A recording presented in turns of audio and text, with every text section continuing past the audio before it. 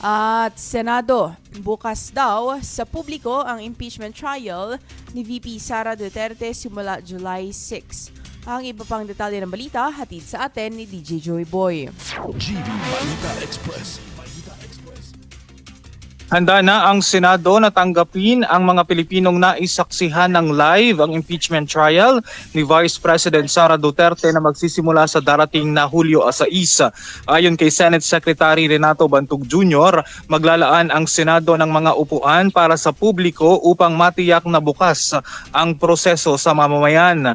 Nilinaw ni Bantug na hahatiin ang espasyo sa gallery. Isang bahagi ay para sa mga panauhin ng prosekusyon, isa para sa depensa at ang ikatlong bahagi ay ilalaan para sa general public. Dahil limitado lamang ang kapasidad ng plenary hall na may 340 upuan sa gallery at 30 naman para sa VIP area, magpapatupad ang Senado ng sistema ng pagpaparehistro para sa mga walk-in na manonood at maaari ring magpa-reserve online. Bukod sa mga pisikal na manonood, inaasahang magiging accessible rin ang paglilitis sa pamamagitan ng mga online streaming platform para sa mas maraming Pilipino.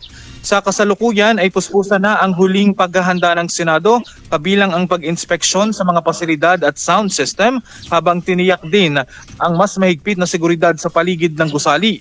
Ang paglilitis ay may kinalaman sa mga mabibigat na aligasyon laban sa Vice Presidente, kabilang ang umano'y maling paggamit ng confidential funds at mga issue ng hindi maipaliwanag na yaman. Para sa GV Balita Express, ito si DJ Joey Boy sa GV 99.9, Your Good Vibes. Senate